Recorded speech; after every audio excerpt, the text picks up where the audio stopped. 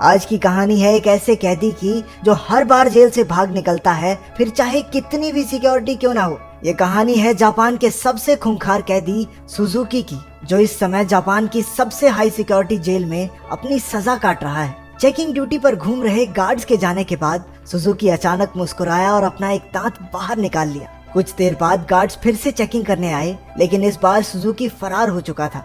उन्हें वहाँ किसी के मौजूद होने का शक हुआ, लेकिन सुजुकी भी कोई कच्चा खिलाड़ी नहीं था। वो बिना आवाज किए रोशनी से बचता हुआ इधर से उधर छुपता रहा। जब गार्ड्स ने आइसोलेशन सेल की दोबारा चेकिंग की तो वो समझ गए कि सुजुकी भाग चुका है। उन्होंने तुरंत बाकी के गार्ड्स को बुलाया और देखते ही देखते वहाँ भीड़ इकट्ठा हो गई। जब सुजुकी छत से भाग रहा था तो जोर जोर से जेल के सायरन बजने लगे। अचानक जोरदार बारिश शुरू हो गई और हमें पीछे की कहानी दिखाई जाती है।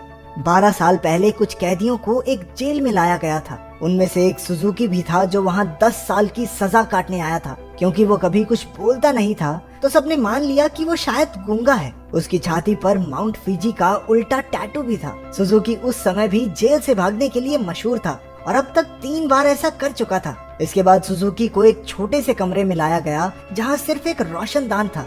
उसने रोशनदान को ध्यान से देखा। उसके दिमाग में जरूर कुछ चल रहा था। बाहर गार्ड ने जेल के वार्डन मिस्टर कानीमुरा से कहा कि सुजुकी इस बार तो हरगिज नहीं भाग पाएगा, लेकिन जैसे ही उसने शीशे से देखा सुजुकी तो पहले ही गायब हो चुका था। वार्डन ने पूरे शहर को घेरने के ऑर्डर्स दिए ताकि सुजुकी किसी भी हालत में बच ना पाए, लेकिन गार्ड्स ने तो उसे 20 ही मिनट में पकड़ लिया। पता नहीं क्यों पर सुजुकी ट्रेन की पटरी पर सीधा भागता जा रहा था। इसके बाद उसे फिर से उसी कमरे में कैद कर दिया गया, लेकिन इस बार उसके हाथों में हथकड़ियां थी। जब एक गार्ड ने अंदर झांक कर देखा तो सुजुकी मुंह पर चादर ओढ़े सो रहा था। गुस्से में उसने सुजुकी को चादर हटाने को कहा क्योंकि वो कोई चांस नहीं लेना चाहते, लेकिन जब बार बार कहने पर भी उसने चादर नहीं हटाई तो गार्ड्स ने मिलकर उसकी बुरी तरह पिटाई की। अगली सुबह वार्डन ने सुजुकी के सारे पुराने रिकॉर्ड्स निकाले। ध्यान से पढ़ने पर उसे पता चला कि जब भी सुजुकी जेल से भागता है तो हर बार वो ट्रेन की पटरी पर ही पकड़ा जाता है। रात को वार्डन गार्ड्स के साथ चेकिंग पर निकला। वो सुजुकी के सेल में पहुंचकर हैरान रह गए क्योंकि उसने किसी तरह अपनी हथकड़ियां खोल दी थी। गुस्से में गार्ड्स ने उसे मारते हुए पूछा, कैसे खोली हथकड़ियां? हाँ, कैसे खोली हथकड़ियां? लेकिन हमेशा की तरह सुजुकी चुप रहा। एक बार फिर से उसकी जमकर धुलाई हुई। एक दिन सुजुकी एक छोटी सी तार से खेल रहा था जिसे किसी तरह छुपाकर वो जेल के अंदर ले आया था। सवाल ये उठता है कि वो इस तार को अंदर लाया कैसे? मुंह में छुपा के? ना, गू में छुपा के। इसी तार की मदद से वो अपनी हथकड़ियां खोलता था। कुछ दिन बाद वार्डन 1 हफ्ते की छुट्टी पर अपने घर चला गया। अब सुजुकी के पास भागने का बहुत अच्छा मौका था। उसने अपनी तार निकाली और ताला खोलने की कोशिश की। जल्द ही वहाँ एक गार्ड चेकिंग के लिए आ गया। उसने झांक कर देखा कि सुजुकी फिर से अपना मुंह ढककर सो रहा था, लेकिन इस बार गार्ड बिना कुछ कहे चला गया। लेकिन असलियत तो ये थी कि सुजुकी अंदर था ही नहीं। वो तो छिपकली बनकर छत से चिपका बैठा था। वो जेल से भागने के लिए सही मौके के इंतजार में था। गार्ड के जाने के बाद वो धीरे धीरे ऊपर तक पहुंच गया। उसने छत की एक खोखली जगह पर मुक्का मारा और वहाँ से भाग निकला। जब गार्ड्स को पता चला तो उन्होंने तुरंत सायरन बजा दिया। वार्डन को भी खबर पहुँचा दी गई और वो तुरंत जेल के लिए निकल गया। अगली सुबह पुलिस वाले सुजुकी को पकड़ने का प्लान बना रहे थे। तभी वार्डन भी वहां पहुंच गया। उसने कहा कि सारे प्लान छोड़कर सिर्फ एक टीम पास की ट्रेन की पटरियों पर भेज दो। ऑफिसर्स को भी लगा, अरे बूढ़ा हो गया वार्डन, दिमाग सटिया गया इसका, अरे वो पागल थोड़ी है, हर बार सेम जगह जाएगा। लेकिन जब वार्डन ने उन्हें विश्वास दिलाया कि उसे 100% भरोसा है कि सुजुकी वहीं मिलेगा, तो उन्होंने उसकी बात पर भरोसा करके टीम भेज दी और उसकी बात सच भी निकली। सुजुकी को एक बार फिर से ट्रेन की पटरियों पर पकड़ लिया गया। जेल से निकलने में तो ये चाचा चौधरी बन जाता है, कंप्यूटर से तेज दिमाग। बाद में क्या हो जाता है इसे? क्योंकि वार्डन की सूझबूझ की वजह से सुजुकी पकड़ा गया तो उसके काम से खुश होकर उसे प्रमोट कर दिया गया। अब वो एक बड़ा ऑफिसर बन चुका था जो देश की सारी जेलों में जाकर कैदियों की हालत की चेकिंग करता था। उधर सुजुकी एक बार फिर से भाग निकला और फिर से पटरियों पर पकड़ा गया। हर साल उसे एक नई जेल में भेजा जाता जिसमें और ज्यादा टाइट सिक्योरिटी होती, लेकिन वो हर जगह से बचकर निकल जाता था। इसी वजह से मीडिया ने उसे स्टार भगौड़े का खिताब दिया और वो पूरे देश में मशहूर हो गया। 12 साल बाद उसे सेंट्रल जेल में लाया गया। यहाँ वो कड़ी सिक्योरिटी में था क्योंकि 10 गार्ड सिर्फ उसी पर निगरानी रखने के लिए खड़े थे। उसका कमरा भी पूरी तरह सीमेंट से बना था और दरवाजे पर कई ताले थे। ये वही आइसोलेशन सेल है जो हमने कहानी की शुरुआत में देखा था। गार्ड्स के जाने के बाद सुजुकी ने चारों ओर नजर दौड़ाई। वो एक बार फिर से भागने की तैयारी में था, एक गार्ड ने खाना लाकर उसके सेल में रखा, लेकिन उसके जाने से पहले ही सुजुकी ने उसे पकड़कर हथकड़ी लगा दी। गार्ड ने तुरंत सीटी बजा दी, जिससे कई और गार्ड्स वहां आ पहुंचे। उन्होंने मार मार कर उसकी बुरी हालत कर दी। होश आने पर सुजुकी ने दरवाजे से गार्ड्स को जाते देखा। उसके चेहरे से खून टपक कर लोहे की सलाखों पर गिर रहा था। अगली सुबह गार्ड्स ने उसकी हथकड़ियों पर कुछ और पेंच कस दिए ताकि इस बार वो उन्हें खोल ना पाए। जाने से पहले वो एक बार फिर से उसके शरीर की थोड़ी मेंटेनेंस करके गए। इसी तरह सुजुकी के दिन बीत रहे थे। वो जानबूझकर गार्ड से पंगे लेता, वो उसे मारते और फिर वो अपना खून लोहे की सलाखों पर टपकाता। एक दिन गार्ड्स ने उसे इतना मारा कि उसका दांत टूटकर गिर गया, लेकिन सुजुकी ने उसे उठा लिया और उसे देखकर अजीब तरीके से मुस्कुराने लगा। ऐसा लग रहा था जैसे ये सब उसके प्लान का ही हिस्सा है। इसके बाद सुजुकी दीवार पर अपने दांत से कुछ बनाने लगा। कुछ हफ्तों बाद सुजुकी ने एक और गार्ड पर हमला कर दिया। इस बार उसे सबसे खतरनाक सजा दी गई।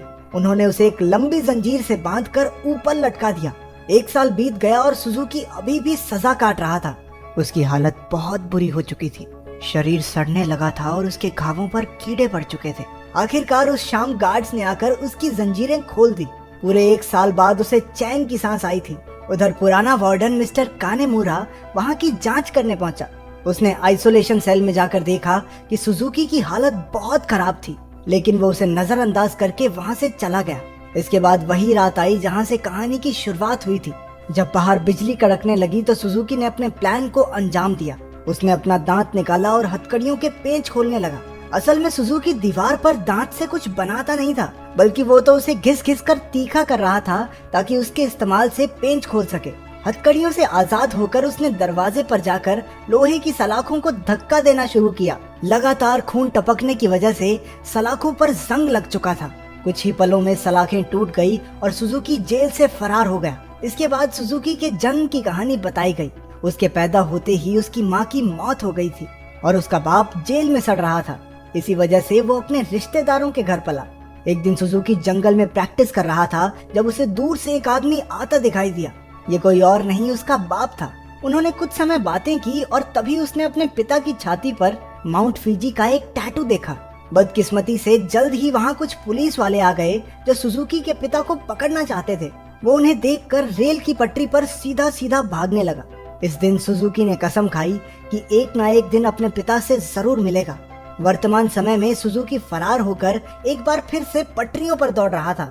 मिस्टर कानीमुरा ने पीछे से उसे रुकने के लिए आवाज दी और हैरानी की बात ये थी कि वो रुक भी गया। कुछ ही देर में गार्ड्स की एक टीम आकर उसे पकड़कर ले गई। देश की सबसे कड़ी सिक्योरिटी की जेल भी सुजुकी को नहीं रोक पाई, इसलिए मिस्टर कानीमुरा ने उसे धरती की सबसे खतरनाक जेल प्रिजन आइल में भेजने के ऑर्डर्स दे दिए। प्रिजन आइल किसी मामूली जेल की तरह नहीं थी। वो समंदर के बीचों बीच बनी थी जहाँ लगातार तेज बहाव रहता था और सबसे जरूरी बात वहाँ ट्रेन की पटरी तो बिल्कुल नहीं थी। और तो और समंदर शार्क्स से भरा हुआ था, इसलिए वहाँ से भागकर बच निकलना एकदम नामुमकिन था। जेल के अंदर के हालात भी इतने ही खतरनाक थे। पूरी जेल में चारों ओर हजारों गार्ड्स थे और अगर कोई कैदी भागने की कोशिश करता तो उसे देखते ही गोली मार देने के ऑर्डर्स थे। जब सुजुकी वहाँ पहुँचा तो उसे तुरंत उसके सेल में बंद कर दिया गया। वो कोई कमरा नहीं बल्कि कुछ रॉड्स थी जिन्हें सुजुकी के शरीर के आसपास ऐसे जोड़ दिया गया था जिससे भागना तो दूर वो हिल डुल भी ना सके। उधर कानीमुरा ने जेल की लाइब्रेरी में जाकर सुजुकी के बारे में जानकारी निकालनी शुरू कर दी। ढूंढने पर उसे कुछ पुरानी फाइल्स मिली जिन्हें वो पढ़ने लगा।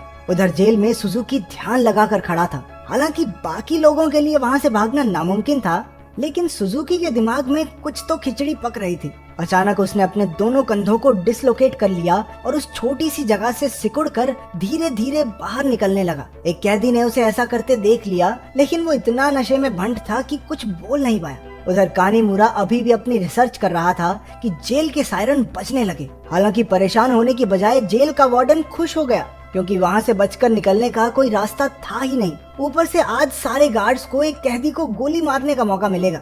मिस्टर कानीमुरा ने उसे समझाने की कोशिश की कि सुजुकी कोई आम कैदी नहीं है, लेकिन वार्डन ने उसकी बात को नजरअंदाज कर दिया। अगली सुबह कई गार्ड्स को बंदूकें देकर पूरे आइलैंड में फैला दिया गया। वार्डन अपने आदमियों को कुछ समझा रहा था कि वहाँ मिस्टर कानीमुरा आ गया। उसने वार्डन को बताया कि सुजुकी असल में अपने बाप को ढूंढने आया है जो इसी आइलैंड पर कैद है। ये सुनकर सब हक्के बक्के रह गए और तभी सुजुकी की असलियत का खुलासा हुआ। असल में अब तक जो भी हुआ वो सब सुजुकी के प्लान का एक हिस्सा था। वो बार बार जेल से भागकर जानबूझकर पकड़ा जाता था ताकि आखिरकार प्रिजन आइल तक पहुंच सके। उसका असली मकसद था अपने पिता को आजाद करवाना।